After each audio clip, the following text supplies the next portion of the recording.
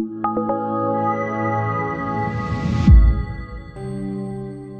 we do Yom Miyuchadim, Yom Pagra.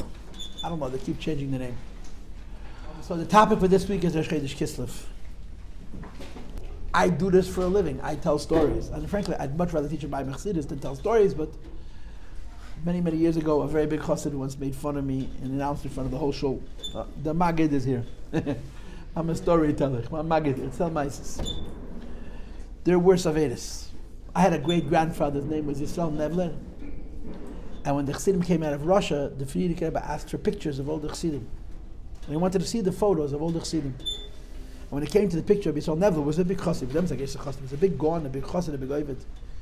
The Frierdiker Yisrael, at that Tzerach, he's still telling stories. So all of his children are good storytellers. We're all related. Levin, their family name is Levin. It's Tzelt Maises. There's Zayda for the Tzelt Maises. So I'm telling stories. It's the story of Rosh Chodesh Kislev.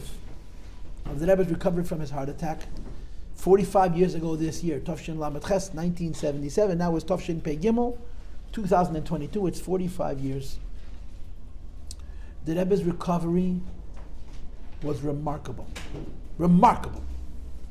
Dr. Weiss said, one of the miracles of the story of Tofshin Lamed Ches is the Pashas HaSforim. One of the miracles, it's a small miracle, not a big one, but it's a little one. One of the little details about the story of 1977, there was a heart attack, is the story of the books. What does the Sforim have to do with the heart attack? I'll tell you the story that has to do with the heart attack. They wanted the Rebbe to come to court to testify.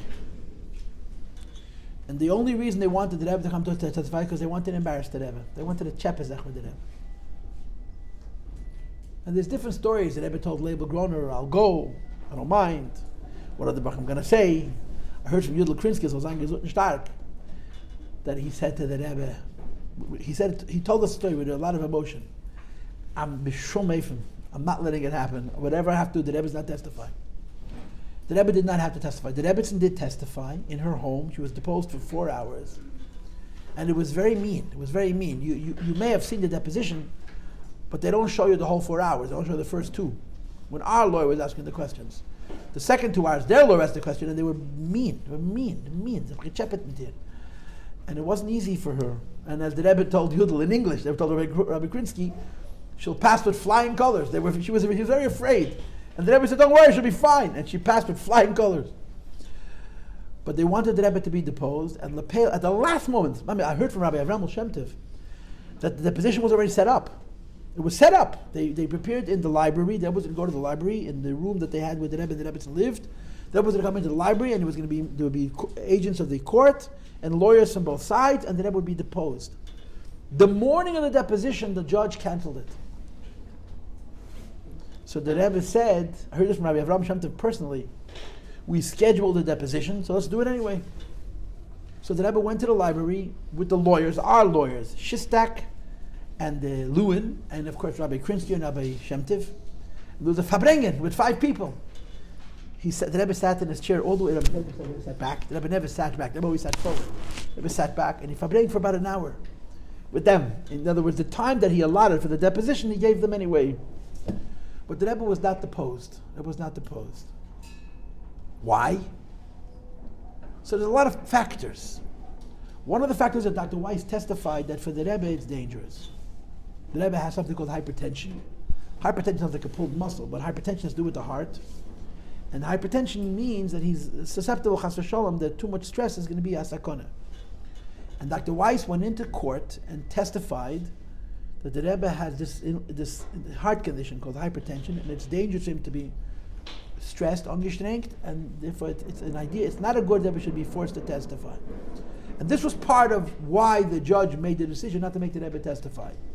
So years later, Dr. Weiss said, I'm a doctor, and there's something called doctor-client privilege. That when a doctor and a client discuss is privileged, you don't have to disclose it in the court of law, it's a big secret. But since the Rebbe gave permission to Dr. Weiss to publicly explain the Rebbe's medical condition so that the Rebbe would have to testify, so it became part of the public records, Dr. Weiss says, I'm allowed to tell you the story. And that's why he was able to describe with honesty the condition of the Rebbe when he had his heart attack in 1977. You understand? Dr. White said, I'm able to tell you what really happened because the Rebbe gave permission to say it in court. It's in the legal papers, so it's not a secret. And what he said is that on a scale of 1 to 10, the Rebbe had a 10. The Rebbe had a massive heart attack. Massive. He had more than one, apparently. There's something you have to understand about the heart. You don't heal from a heart attack. You survive a heart attack. Because the heart muscle, when a person has a heart attack, the heart muscle is ruined. It's destroyed. It dies. And the heart is one of those organs that doesn't replace cells easily. So if a person has a heart attack and they survive the heart attack, they're pumping blood with less heart. If they're pumping blood with less heart, they have less push, less koyach.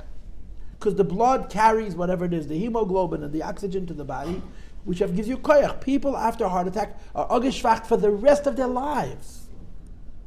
The Rebbe had a 10, because the Rebbe's heart attack was so massive that b'derech hateva, many people with such heart attacks don't even make it. And if they do, they're pushed out on ogeshvacht. They're old people, out the pfeifers. The Rebbe was back, not just with full function, more than ever. It's impossible to explain it b'derech hateva, the way the Rebbe recovered. It's really, really remarkable. And I told the girls in the previous group that the Rabbi Groner's family printed up a volume of his journal. And it's a very, very large section dedicated to Tafshin Lamed Ches, to the events of the heart attack. I personally believe it should not have been published, but I read and I studied every word. I read it over and over again. It's published an hour-by-hour account of the Rebbe's health care. The Rebbe was, for a while, an unbelievably good patient. He slept a lot. The doctors wanted to eat many meals in a day. The Rebbe never ate, never slept. Mitamol, the Rebbe is eating 3 or 4 meals a day, small meals. 1 meal at this hour, 6 hours later, Nacham outside, 6 hours after that, Nacham outside. The Rebbe was Pashut, an incredibly cooperative patient. He did exactly what the doctors told him. They write in this book, and I don't think we need this information, that the Rebbetzin came into the office, Rebbe Chaim Mushke, and said, why is the Rebbe sleeping so much? I'm not talking Shmini Atzeret, I'm talking about the weeks after. My husband sleeps 2-3 hours, must have slept till Azefil. The Rebbetzin complained that the Rebbe slept to fill. And for a while, let's say 6 weeks, from Shmini Atzeret till the middle of Kislev, the Rebbe really, really listened to the doctors, mamish.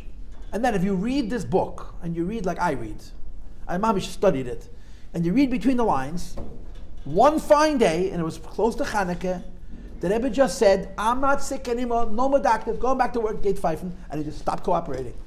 And you push it, see it, b'muchash. You see for a while, 5, 6, 7 weeks, he was really a cooperative patient. The Rebbe used to eat 6 o'clock in the evening and make a cheshbon that at 12 o'clock he has to eat again. I mean, ad kedei kach. The Rebbe Pasha did exactly what the doctors told him for a while. And every once in a while, the Rebbe would say, what I want to do is I want to go back to like it was before, I want to believe this didn't happen, and forget about the whole Maisa.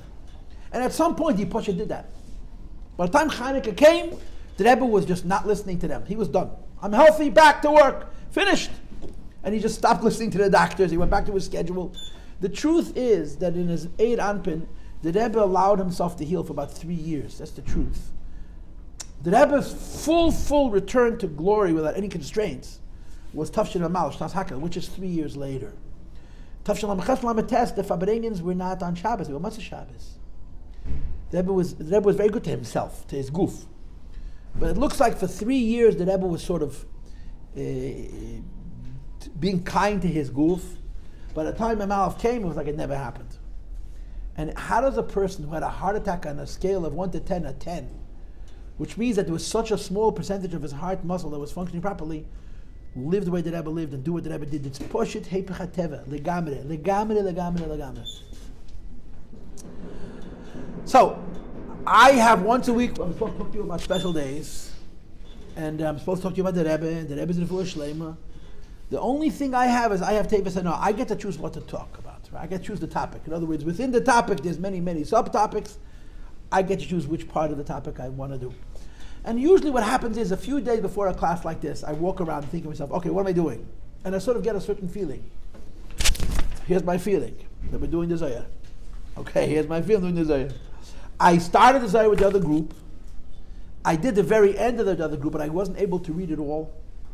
So what I didn't read with them, I'm going to read with you. If you want to get the whole class, you can ask me for the recording. I'll send you the recording of the previous class. I will tell you that there's a lot of repetition.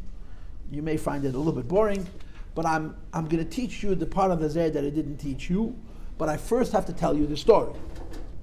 And I want to say this very clearly and openly, girls. This morning, before I went to school, before I went to Daven, Patog, when I prepared my classes, I opened up my computer and I went looking for a recording of Rabbi J.J. Hecht, Yaakov Yehuda Hecht, Olav Shalom, and I found it and I listened to the whole thing. It's a 12-minute recording. It's an audio, it's not a video. It's in Yiddish. If you understand Yiddish, ask me for it and I'll send you the audio and send it around to your friends. And you hear him tell the story. It's mamish unbelievable. The story is, in other words, you're hearing this, in 770, every year they made a big Rosh Chodesh Kislev, and they would have speakers. And if there's any hechs in the room, I'm giving you a compliment. A lot of the people got up to speak, they were all the leaders of Lubavitch, got up to speak, and as they say in Yiddish, they beat a kettle. They didn't think 2 seconds before what they were going to say. Your hecht, your Zayde was always prepared, always. He came with notes. Yankel Hecht could have got up and spoken spontaneously. When he spoke in 770 to us, to Hanash, to Lubavitchers, he respected us enough. He always came prepared. And he always said special, different things. He always had something original to say that was meaningful, that nobody knew because of his longevity in Lubavitch in America. And it was very unusual. A lot of the speakers said the same exact drasha, no matter what, Yud Aleph Nissen, Yud Shvat, always the same speech.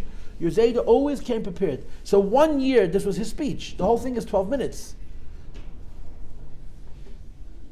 He said that the Rebbe called him on Zeis Chanukah Tov Shalom B'Ches. That means 2 months after the heart attack, approximately.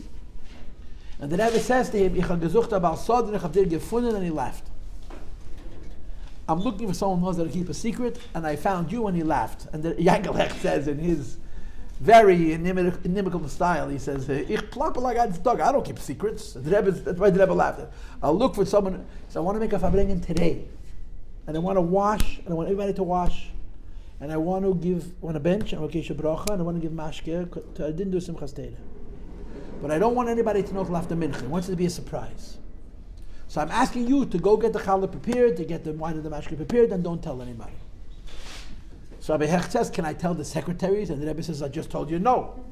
Can I tell the office? The Rebbe says, I just told you no. Can I tell the Bacham and Marstan, his children, Shimon and Levi, were Bacham and Marstan then? And by the way, I think they were here for that Fabrengen, don't ask me how. Can I tell the Bacham and Marstan? The Rebbe said, Shumei for that. You tell the Bacham and Marstan, it's like announcing it till Australia.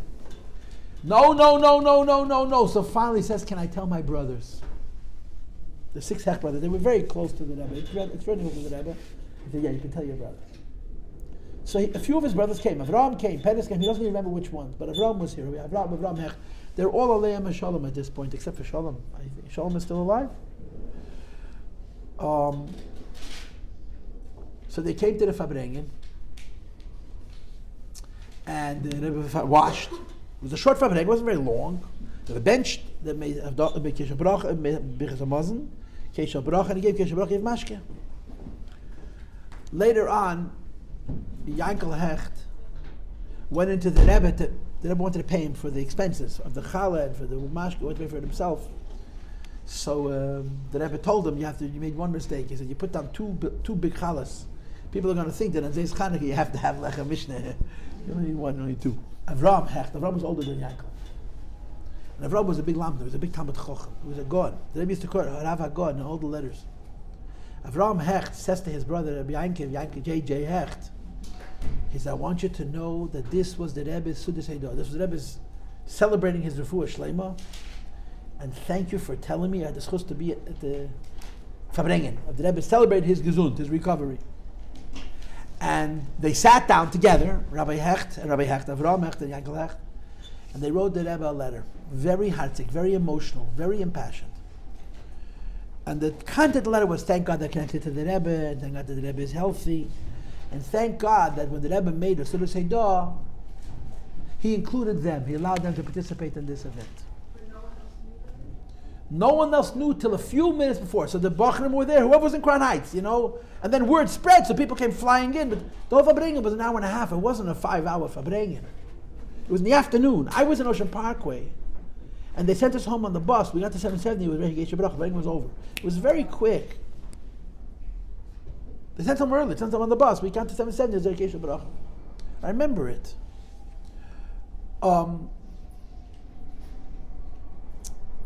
So they sent this letter into the Rebbe, and the Rebbe sends out a note.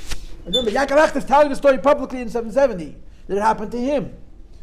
And the Rebbe's answer to him was, thank you for the kind words and for the brachas. Yu'uyen hakdamas hazayir. Look in the introduction to the Zayir. So Avram says to Yankel, so he calls up his brother, his older brother, Rabbi Avram, and says, this is the Rebbe's answer. So Avram says, get into your car, come down to me, bring a Zayir, let's learn. Hakdamas hazayir is many pages, and Zayir is hard to read. And they must learn the whole Hakdama, and they found this. Now girls, all you need to read, if you look at the sheet that I handed you, it's underlined and numbered. On the right side you have 1, 2, 3, 4, 5. If you turn the page you have 6, 7, 8, 9. All you really need is 8. The story that Rabbi Hech told is a few lines.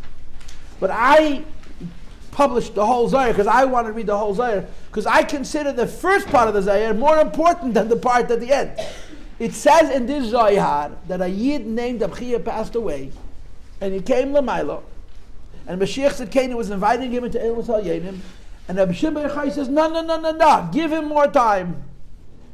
And Mashiach says, okay, you want more time, go more time, and he leaves. Kinderlach, do you have to explain it? If you have to explain it, explanations are not going to help. The Rebbe says, look at Akdama. He didn't say what page. Akdama says there's many pages, but this is the only story. Like this. So when you read a story, so you have to hear J.J. Hecht tell the story. He's very patient. When he gets to the end, he's just hysterical. He's screaming and shouting. He says, think I'm crazy. But in my mind, it's very, very clear that the Rebbe's time was up, and they gave him years. That's how he finishes his drush. It's a true story. And you're hearing, if you listen to the tape, you're hearing it firsthand. In other words, the advantage of an audio tape that was made 40 years ago, whenever the tape was made, is it's as good as live. You're not seeing the person, but it's his voice. It's him telling the story that happened to him. So please, somebody, don't forget to ask me for the audio recording so I shouldn't feel stupid, and send it to all your friends, and of course all of you will listen to it and you'll enjoy it. If you understand Yiddish, Anish, just listen to him scream, it's also worth it. So what I'm going to do with you is this. We're learning the Zohar. But I ran out of time in the previous class, which means I'm not going to have time. I only have 22 minutes left, and I need probably 30 minutes. So I'm going to read the beginning of the Zohar and the end. The piece that I read with them, I'm not reading again, except for the beginning. I'm going to read number 1 and 2 with you. The reason I'm reading this is because to me, the beginning of the story is more important than the end, especially now. This part of the story is more important than this part of the story. So we're going to read the whole thing, and like I said, what I read with them, I'm not going to read with you. What I'm reading with you, I didn't read with them, except for the beginning. Okay, do I have your attention, please? So girls, on the margin I made numbers, 1, 2, 3, 4, 5, and then second page you have 6, 7, 8, 9. So I'm going to navigate by number, and I'm only reading what I underlined. So I'm reading number 1, okay? This story, which is Nagdamas HaZohar, happened after Rabbi Shimon Bar Yochai passed away, and Rabbi Chia was really upset. Rabbi Chia was one of the greatest Talmidim of Rabbi Shimon. One of the girls asked me, I don't understand, Rabbi Shimon Bar Yochai passed away, who wrote the story? So I explained to her that Rabbi Shimon never wrote the Zohar. Rabbi Shimon told his Talmud, whose name was Rabbi Abba, to write the Zohar. In the Zohar, you have a record of Shimon Bar Yochai's Ptira. In Hazinu, you have the whole story of Shimon Bar Yochai passing away, because it was written by his Talmud. And he told his Talmud to write it down. Okay? So after Shimon Bar Yochai passes away, one of his famous great Talmidim was a big tzaddik, a big makubal, very connected to Pnimis HaTorah, whose name was Rabbi Chia, was very, very distraught. And we read, Ishtatech Rabbi Chia ba'ara. Rabbi Chia lays down flat on the ground. V'noshak la'afra u'ba'ach. He kisses the earth and he cries. V'amar, and he says, Afra, earth. Kama koshi kadal. How hard-necked are you? Kama at b'chatzifu. How much chutzpah do you have? D'chol machmadei eino. Everything which is precious to our eyes. Yidbal Loch was swallowed up by you. You took away Reb Shimon, put him in the ground. Kol Amudin Neherin, the Alma, all of the columns of light in this world, the word light in this world, Techel, you eat up, V'teder. Teder means you grind them up. Kama at Chatzifu. How much chutzpah do you have? Butzina Kadisha, the holy candle. Girls, I'm not expecting to be Bekiyim and Zohar. But in the Zohar, the name of Rashbi is Butzina Kadisha, the Heilige Lichtele. He's called the Holy Light. Throughout the Zohar, that's his name. When they don't want to say Reb Shimon, they say Butzina Kadisha, the holy candle or the holy light. The Havenoher Alma that brought light to the whole world. Shlita Ravrava, the great leader. That Mamana, I think the word Mamana means who was appointed. There's a Chusay in his merit, Mekayim Alma, the world exists, is B'lilach was swallowed up in Europe. He is Pashat angry at the ground, like the Maisa with Kain and Hevel. He's angry at the earth for swallowing up Rab Shimon. Rab Shimon, Nehiru de Butzina, the light of the candle. Nehiru de Alma, the light of the whole world. Ant Bali Biafra, you were swallowed up in the earth. And then he says, V'ant Kayim, but you're still alive. V'noagam, and somehow you're governing the world. So Rab Shimon passes away, and Rab Chia is very upset, very distraught. He's angry at the earth for swallowing him up. But he says, somehow Rab Shimon is still running the show. Now, number 2. Rab Chia became confused. Anybody who knows my cliches, one of my favorite cliches is, confusion is a sign of intelligence. This is my source. That it says in Chassidus, it says in Samach Vov, that when a person learns and they get confused in their learning, it's a medium to go to a high level. If a person's confused because they drank alcohol, because they didn't sleep enough, or because they're dumb as nails, that's not a sign of intelligence. But when it says in the Pasuk, Yishtemim, Kshaytechode, confusion means go up. Sabchia becomes confused. And after his confusion, he starts singing a whole other song. V'amar, and he says, Afra, Afra. In other words, the Zohar tells the stories if it happened one thing after the next. But there must have been a little while between the first conversation and the second one. He says, Earth, Earth, light is guy. Don't be a balgaiva. The loy yitmasrun b'cha amud in the alma. I changed my mind. The pillars of light in the world were not given to you. The heart of Shimon, there's no question that Rab Shimon Layid Balalach was not swallowed up by you. So Chia first is upset that Rab Shimon was swallowed by the earth, and then he has this moment of confusion. He says, no, didn't happen. Rab Shimon is wandering the earth. He's not in the earth. So I don't know how much time it was. That's the thing. It's hard to know. It could have been a day later. Says the Zohar, come Rab Chia got up, and he was crying. Oslan, he was walking, but Rabbi Yossi, Rabbi Yossi was with him.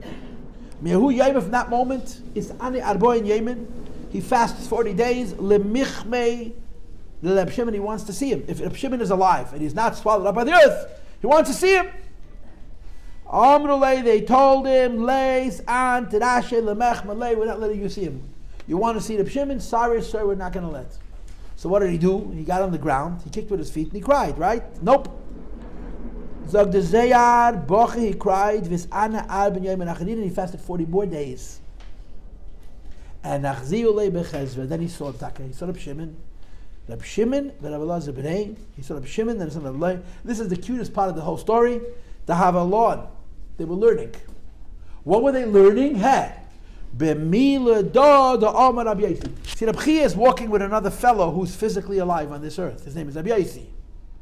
And they're looking for Rabbi Shimon of who passed away. They finally see him, and Rabbi Shimon is teaching his son Rabbi Yossi's Torah. It's so fascinating. Rabbi Yossi said Torah, and Rabbi Yossi was their Talmud. And when they meet up with Rabbi Shimon, the emissaries, they were Chavedim. They were the Milim of Rabbi Akiva. When they meet up with him, Rabbi Shimon is repeating a Torah Rabbi Yossi. Now, girls, the whole Hemshech HaSipur is that he meets Rabbi Shimon Bayachoy, and Rabbi Shimon Bayachoy is happy to see him, and have a shtickle shmuz. And then Rabbi Shimon flies up, he went up to P'tanacha Madrega, to a higher floor, and everyone goes up. Rabbi Chia also goes up. I'm skipping that because that's what I read the other girls. And he's very overwhelmed. He comes into this Ganei Del, he sits into the Kia, and he's very uncomfortable. So he's looking down, but he's there. He's invited in. And a lot of tzaddikim come, and they're saying Torah, and Rabbi Chia is participating in what's happening in the Masifta Dirikiya. So I want you to turn the page, okay? Now, girls, what I am doing is the part that I read with them, I'm not reading with you. The part that I'm reading with you, I did not read with them. So on page 8, number 6, okay? Adahacha, as all this is happening, Shama Kolo, Rabbi, who's a physical man in a physical goof, who's gone up to the Ilmas Al Yenim, he's joined Rab Shimon Yochai. Rab Shimon had his aliyas. He went up with Rab Shimon and Rab Shimon's aliyas. He hears a voice that says, Panan Asar, Panan Asar, make space, make space. The Malka Mashiach Asla Mesifid Rab Shimon. Melech HaMashiach is coming to Rab Shimon's Heichel in Gan Eden. Yes, Mashiach Zekenu, it's like a visit by Rab Shimon Yochai. Begin because the whole Tzadikaya, all the Tzadikim, the Taman that are there. Reish Mesifta.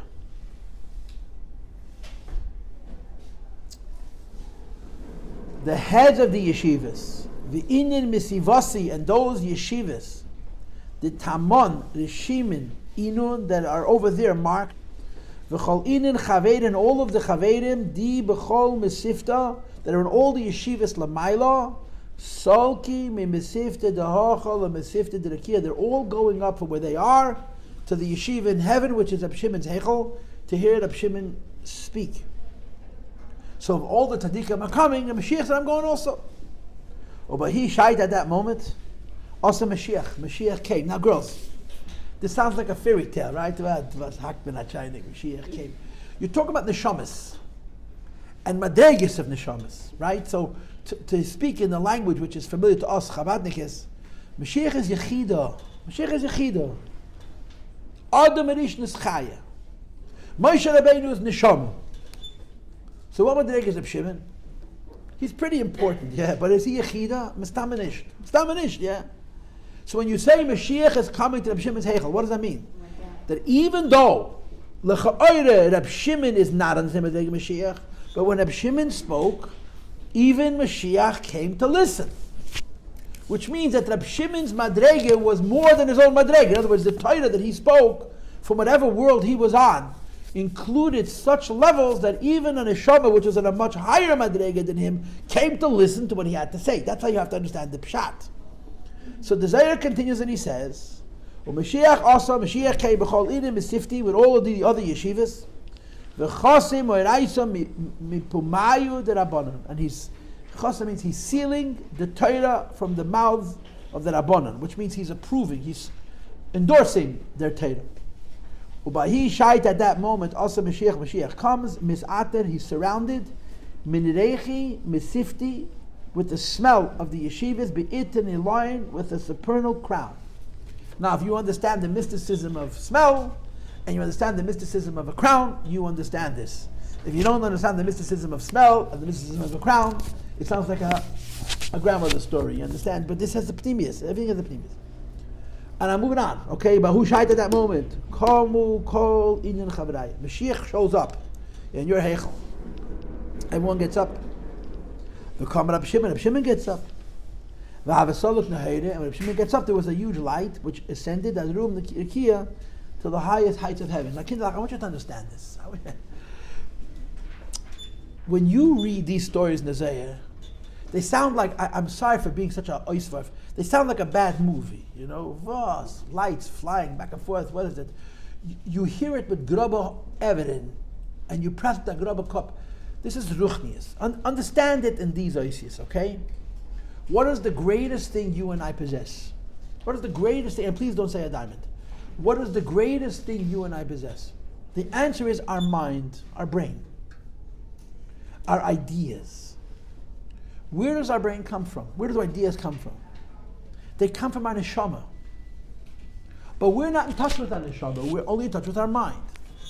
So a sincere person, a serious person, who studies Torah, and understands the Torah, and maybe even is mechadash chedushim in the Torah, his neshama gives ideas to his brain, but all he has is the brain half, the seichel half, the neshama half he doesn't have.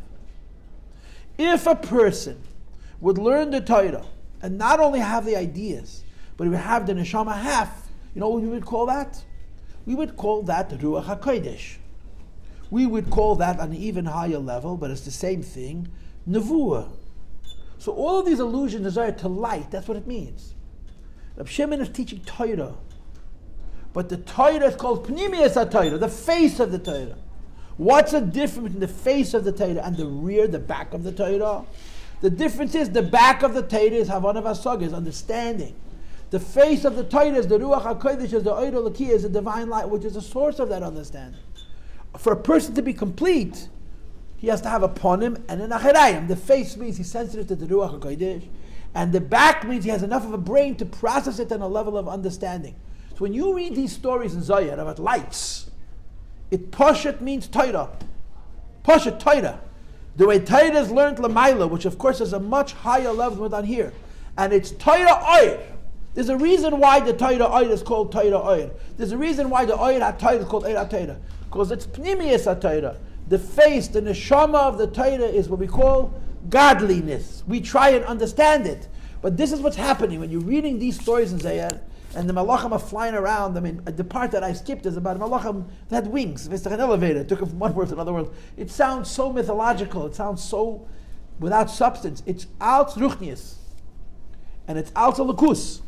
And the idea that there's a light means that the Shimon revealed Torah, but they didn't just understand his Torah.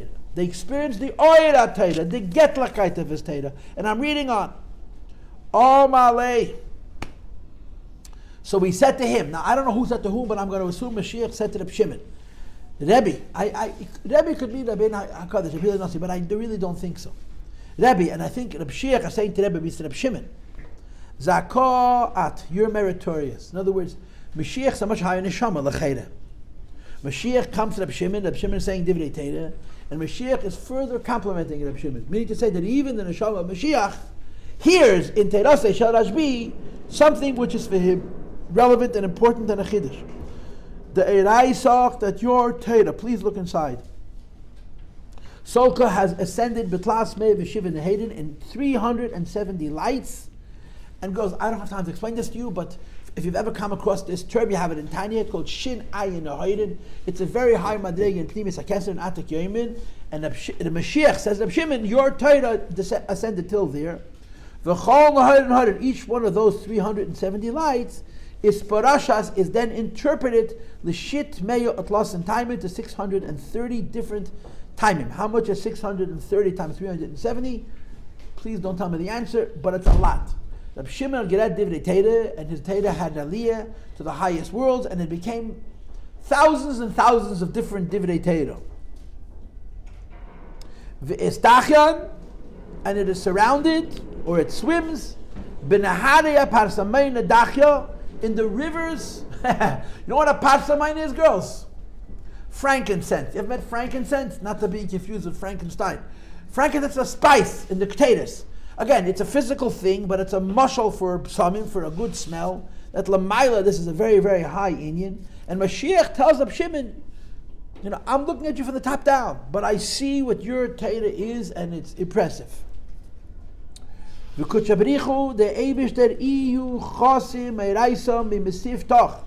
is sealing, endorsing the Torah from your yeshiva. The Chizkiah Melch Yehuda, and from the yeshiva of Chizkiah Melch Yehuda. In other words, who are the three best Rosh Yeshivas? Reb Shimon Bar Yochai, Chizkiah HaMelech, and Achi Ashilani, who taught, as you know, Chassidus to the Heilige Baal Shem Tov. V'ano lo yasina, and I did not come lemechtam mi mesiftach. I guess it means to endorse your yeshiva. Elamore de gatvin osa hocha, the masters of wings, which means the malachim came here, and I guess they brought me here. The ha yadaina, they know. The leigoyel gu mesifta achriti. It is no way to go to any other higher yeshiva. Ela b'mesiftach, only through your yeshiva. So Mashiach says, why am I here? Because if I understand these words correctly, your mesifta, your yeshiva, is the medium, is the only place through which you can ascend to even higher worlds. So Mashiach Tzedkenu and Achia Shilayne and Chizkiyahu HaMelech are all sitting in Reb Shimon's Heichel, and Mashiach is telling Reb Shimon why he came and how special his Torah is. And then Reb Shimon notices that there's an anomaly. There's a bus of a dove. Look weiter. Bahi Shaita. Okay, number 7. I'm a little bit premature. At that hour, Sachle Rab Shimon. Rab Shimon spoke a hu uma'a de umi. Which uma'a de umi is translated by the Mefarshim to mean a shua, a covenant, an oath. Mare de gatvin, of the masters of the wings, the malachim. And when Rab Shimon made this shvua, Kedain is Daza Mashiach shook, V'arim Kali, and he raised his voice, V'izdazu Rekiyin, and the heavens shook, V'izdazu Yamarabba, and the ocean shook, V'izdazu Levyasan, and the Leviathan shook, V'choshu Amal HaPocha, and there was a moment where it looked like the whole world would turn upside down. In other words, Rab Shimon struck a nerve that moved Mashiach. And again, if we're going to assume, like I'm assuming, that Mashiach's a higher madrege, the fact that Rab Shimon is able to do this explains to you how powerful an impact Rab Shimon has, not here in this world, but in the Ilmus Al-Yin. Now, here comes the point. Adahacha, as all this is happening, Mashiach Tzidkeinu, who went down many, many floors from where he lives to come to Echel Rab Shimon, to give him compliments, tell him how wonderful he is. After all this happens, he takes a look and he sees a bus of Adam, a man of flesh and blood, that's sitting in Mesifta Dereki in Gan Eden at the feet of Rab Shimon. And Mashiach says, excuse me, Omar, Mashiach says, Man Yohiv Hocha Banash, who placed over here a person, Lavish Mada Dahu Alma, who's wearing the dress of that world. Omar Rab Shimon Gezog, Da'ihu Rab Chia. This is Rab Chia, who is Tzihiru de Butzino de Raisa. He is the radiance of the candle of the Torah. I told you before, that Rab Shimon is called Butzina de Neheda, Butzina Kadisha, Butzina de Raisa, the candle. Rab Chia is the Tzihiru. Tzihiru means the afternoon, the brightness of the candle of the Torah. So Rab Shimon says to Mashiach, you're seeing a man of flesh and blood up here. He belongs. Now girls, does anybody know Tanya? Anybody know Tanya? 2 minutes. Remember Tanya Perek Yud, chapter 10, we speak about Tzaddikim and Gemara, remember? Hello? One of the Chavra they speak about is called the Bnei Aliyah. Remember Bnei Aliyah? And then they call the Zohar. That you shouldn't come here unless you're perfect. That Zohar, girls, is on the page that I read with the first group. It's right here. That Zohar, if you haven't gotten rid of all your schmutz and all of your... Rab Chia was a neshama beguf who was so perfect, he was the madrega of a tzaddik of Bnei Aliyah, that he came with his guf to the Heichel of Rab Shimon, where Mashiach meets him. So Rabbi Yossi wasn't here? I don't know. I'm assuming Rabbi Yossi was there also. Maybe he was hiding behind Rab Shimon. I don't know. So now, Amalei, so Mashiach says, if you have a Talmud, Neshama Beguf, who deserves to be in your Mesifte, Yiskane Shahu, Yiskane means should pass away, him, Ubnai and his son or his sons, Vilaheva and Mesifte Lacha, they should reign permanently in your yeshiva. If you have Yidden Neshamas Beguf who deserve to be here, they have no business down there. Let them stay here. Girls, here's the punchline. Omar Rab Shimon, said Rab Shimon to Mashiach Tzidkeinu himself. Zimna Yisyahivle. Give him more time. Zog de Zohar Yavale Zimna. They gave Reb more time. And the Zohar concludes, V'nafik mitamon. V'nafik mitamon, he left, Mesifta Derekiya, Mizazea trembling, V'zolgan Edom crying, and Reb Chia was just given a message. You were supposed to stay, we're sending you back, giving you an extension. Is Dazir Reb Chia, this is number 9, Reb Chia trembled. V'aman he said, Zakor Chulkoin de Tzadikaya. Special is the portion of Tzadikim Behuam in that world. V'zakor Chulke de Bayechoy, especially special is the portion of Shem Bayechoy, the Zohar Lekach, that he merited to this, that all the Tzadikim have to his Heichel, and so on and so forth. And he finishes with the Pasuk, L'han Chalev Yesh, to say in my mouth. So girls, the Rebbe writes to Yankel Hecht, Yu'uyi in Agdam HaZeir. Look in Agdam of Zeir. And he looks in Agdam of Zeir. And this is what he finds. So now, the end of the story resonated at the time. To me, what comes out of this story, one thing is they give a tzaddik more time. Another thing is that there's certain tzaddikim that the earth never swallows. Finished. And they're connected. The tzaddikim that are given more time, the earth never swallows. Okay, I'll see you when I see you. L'chaim.